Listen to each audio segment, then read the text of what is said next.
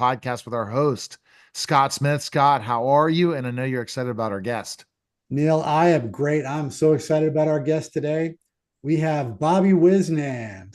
Hey, Bobby. Scott, what's up, man? It's great to see you. It is great to see you too, brother. So, Neil, Bobby is a speaker, renowned speaker, and wellness coach. He's got multiple programs. In fact, I just completed his 7 days of wisdom on his website, which was really spectacular. And Bobby, we'll talk about that a little bit. You bet. Yeah. All right, let's get going, Scott. There you go. All right. So, Bobby, I described you as a speaker and a wellness coach. I feel like that really doesn't adequately describe you. So, you want to talk a little bit about you and then how you got started doing those things?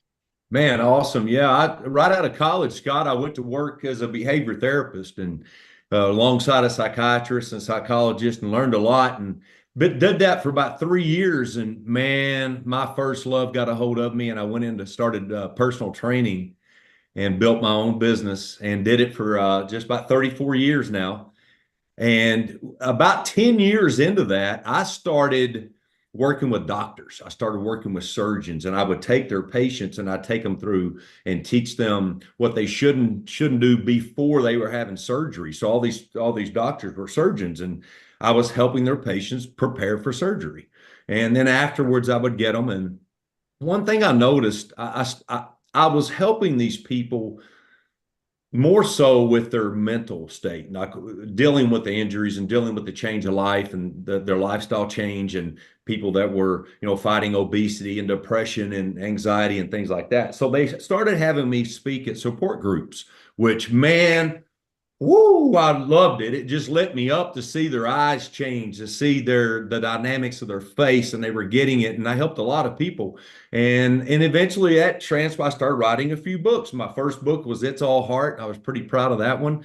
And I was always a writer. A lot of people don't know that. I write poetry and different things. And it advanced. I started speaking more. I started doing chamber of commerces and Rotary clubs, and people started hearing about me. And then my clients, still, I was helping them set goals and in a much different way than we've been taught most of our lives.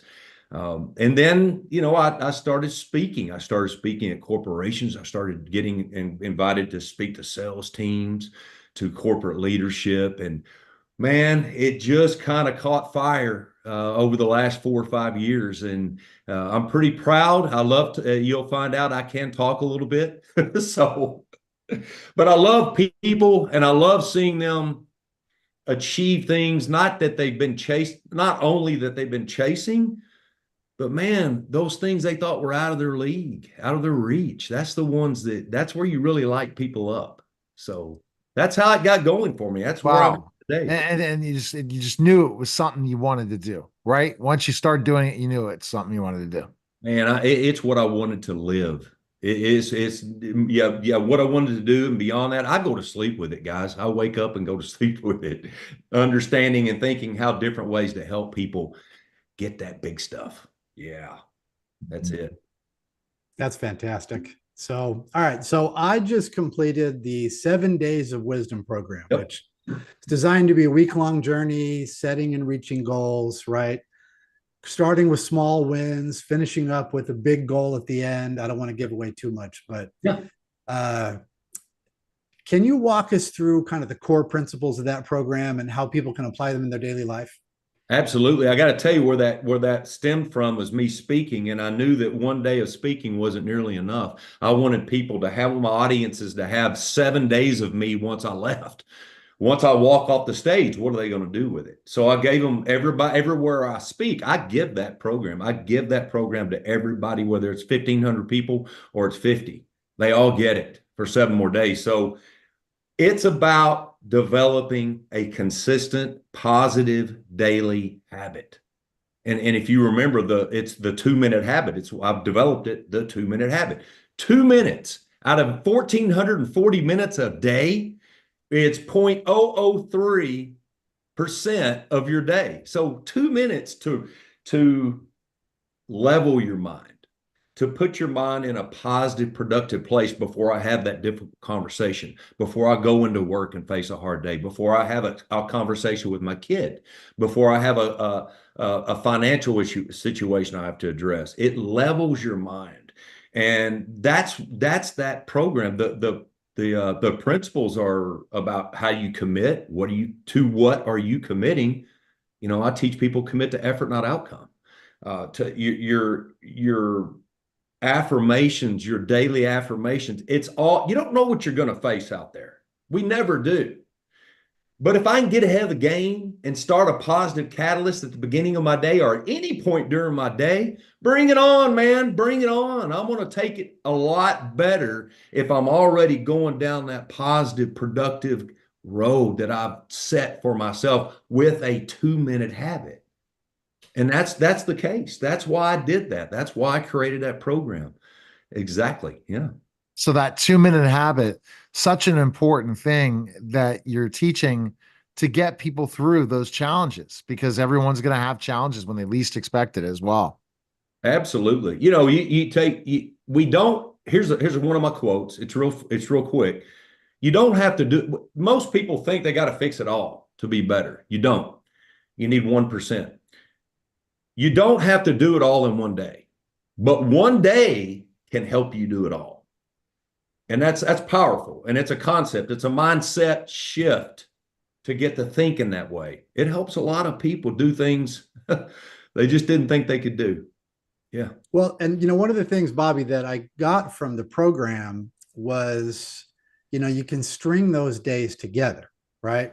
Yes. If you can start stringing those victorious days one after another, and not everything's going to be a win, right? Sometimes you're going to fall, you're going to make mistakes, you're going to miss out. I was not perfect in making sure that every single day I did it exactly perfect, right? But I did it every single day.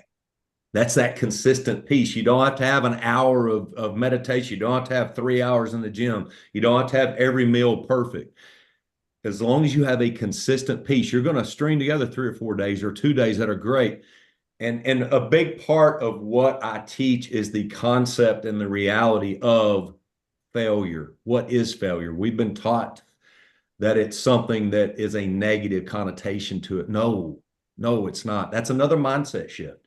It's there to teach and direct. Yeah, failure is good.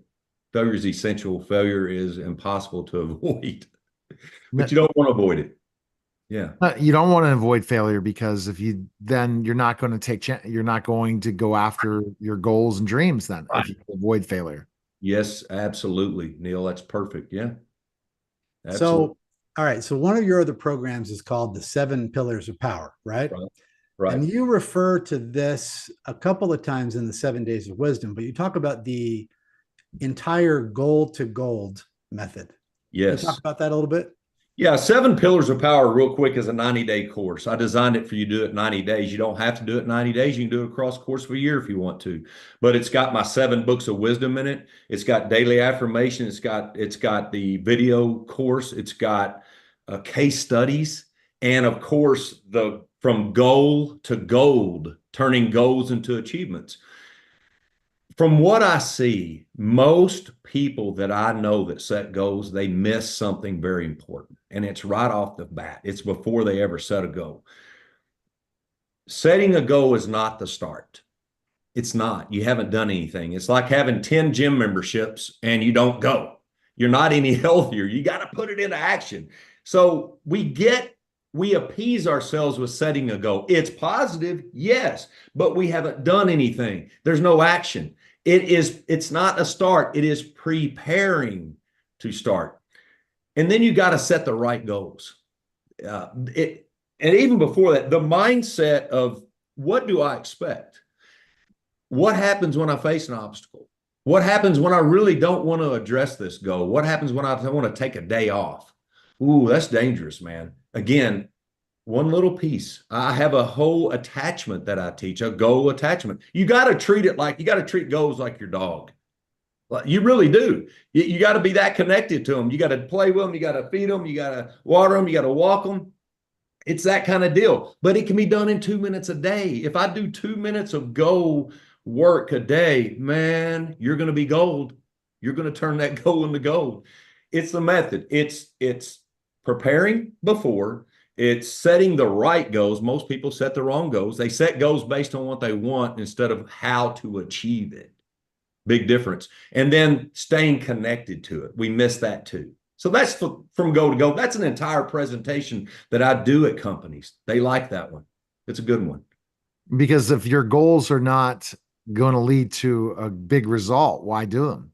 Yeah. And if you can't measure them, I mean, how do you measure? I'm gonna get in shape. I'm gonna make more money. Too broad. Yeah. The measurement, because I have people measure their goals every day, and a real simple question, but and then score it, and it's that attachment. But yeah, it has to be measured. It has to be in front of you. It will elude you. Motivation and momentum will fade away if you don't feed them. They will, very much so. Wow. So there's some wisdom right there, right? Because they will fade away if you don't feed them. That's absolutely true. All Very right. common. So Bobby, what advice would you give someone who's just starting a self-improvement program? Maybe they feel a little overwhelmed by the commitment. How do you talked about you have to feed those things, right? Feed your motivation. How do they ensure that they stay motivated and engaged? First thing I would do is teach them about failure, what failure really is. It's there to direct you and to give you experience for the next time if you learn from it. I teach them to commit to their effort, not the outcome. I know I mentioned this, and that's part of the 2-minute habit. Outcome, we promise things. If we promise outcomes, we commit to outcomes. When you could be 100% committed, you guys know this, life will change your plans. The outcome is something in many ways we will not be able to control. The desired outcome, no matter how committed and promised we are, will not come to fruition. So it leaves people thinking, why do I even need to do it? I was committed. I did everything I was supposed to. It didn't happen. It's not worth it. Oh, yes, it's worth it. We just got to switch your mindset to something you can control, no matter what the situation is. You can control your effort over outcome. When you commit to 100% effort, and this is what I tell my clients, my counseling clients, my goal setting clients, my fitness clients, effort. What is your effort today? Is it a 5? Is it a 0 to 10? Is it a 0? Is it a 5? Is it a 10? Why? Let's concentrate on that effort. We're going to get there, and everything else becomes irrelevant. Effort. So what if you get shifted off that? Like, and you're really this real goal achiever, going, and then certain things hit you that you least expect. Right. You don't feel as powerful, or what meaning powerful in your goal setting and really working, and everything just seems like it's going off kilter, not maybe in your work, but everything out around you.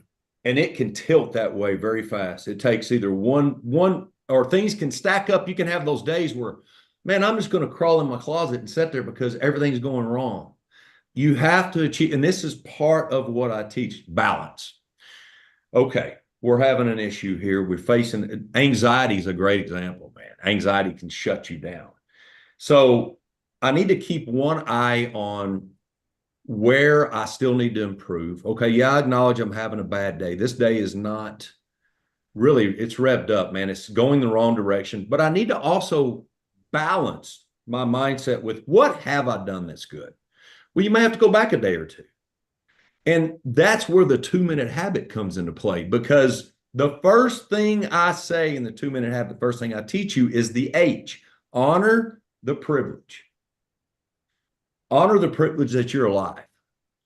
There is not a bigger privilege. I'm alive. I got another shot today. It isn't going like I want to, but I'm alive, and I'll have another shot tonight, later today, tomorrow. I'm going to balance this out. Yeah, you know what? Been a bad day. It's one day. It's one day. I'm going to learn from it, and I'm going to look at it as opportunity. That takes a little time. That's a powerful mindset shift, but that gives you freedom. I call it emotional freedom. When you can face something like that, yeah, you're going to get hit and you're going to stagger, but the duration and the frequency at which those happen start to greatly reduce. Now, what have you become? All right. Powerful. Wow. Independent. Yeah, that's fantastic, Bobby. And actually, that asked because I was going to ask next about balancing those mental and emotional aspects, Yeah, and you really just hit that hard. So, exactly. Yeah. And we so have to, real quick, just real quick, yeah, you have to keep an eye on those. That's where the consistency comes into, because Neil said things can stack up, and what do you do when one thing after another? And it's just you have to hit them quick, because if you keep letting that go, your mind gets full of the negative, self-defeating, self-limitation. Those thoughts get in your head. There's no room for anything else. You got to make room. Well, let's clear a little room here, but it can just be a 1% room. We don't have to fix everything today. All this stuff that's gone wrong. What's something good? Keep going, because one of your next questions is going to cover this, but I'll stop. well, no, it's fine. So I was going to ask you about visualization. Yes, So, and that's it. what role does visualization play in your philosophy, and how can people use it effectively? We all visualize. We all do. When you tell a story or you're thinking of a past memory, you see things, you dream. Your mind loves pictures. It's what it does. That's why we dream. That's why that's what our imagination's all about. So let's use that. So visualization, here's what I teach people. This is real quick. Scott, what's your favorite number? My favorite number? You have a favorite number? I do. Tell me. 8. That's my favorite number. Yes. Because it's in my birthday. It's a favorite number. So can you see that number right now? Can you visualize that number? I can. What color is it? Oh gosh, my 8 is blue. Okay. Where is it? Where is the? Is it floating in the air? Is it in a room? Is it outside? Is it inside? Where is it? It surrounds me. Okay. What's it made of? Oh gosh. Exactly. Yeah. I haven't thought about what it's made of, but it's all around me. It's like, Can you touch it and feel it? Can you touch it? yeah, I probably can if I think about that. Okay. So what's the temperature Squishy. in that room? Is it hot? Is it cold? What's the temperature? Oh, it's nice and cool. Okay. What's it doing outside? See, it seems like it's watching me. Now I'm on the spot, Bobby. Gosh, I'm not sure how to answer that. Yeah, but this is my point. The more specific you can use with your visualizations, what color is it? Can I touch it? Is it wood? Is it plastic? Is it metal? Does it move when I touch it? So if I'm visualizing myself reaching a goal, I want to see the clothes I'm wearing. I want to see my hair. I want to see me standing upright. Maybe I'm on the beach. Maybe I'm in the mountains. Who's around me and what are they wearing? Can I hear the ocean? Is the wind blowing? Or am I fishing? Am I hunting? Am I playing outside? What am I doing? Is there somebody with me? Now you're keying in on the very things that will help visualization become what it already is. It's the most powerful tool we have, yet it's the most underused tool. So visualization, if you remember, when you get to build your belief in the habit, visualization is what I teach you to do. I do it every day. I do it several times a day. I do it before I work out. I picture myself speaking. I visualized this meeting today. I got the colors wrong, but I went through the 2-minute habit, guys. I was ready. My mind was ready. Had a lot of stuff going on this morning, and this put me back on that mode. Visualization is powerful, and it's essential. You're going to visualize anyway. Use it. Lead your brain. Tell it what you want. That's it. All right, Scott, anything else any other questions you have? So I don't think so. I think that covers most of what I really wanted to talk with you about. Bobby, thank you so much for taking time with us today. I appreciate your energy, and it's been so good to reconnect with you. It's been good here. Can I leave you guys with one of my quotes? Okay. So we all talk about tomorrow, right? Here's the quote. Tomorrow is seemingly a safe place to start over, make things right, and chase dreams. But just remember, today was once a tomorrow too. There you go. Fantastic quote. All right. So that was the special simulcast of the Neil Haley Show on the Business Spotlight podcast.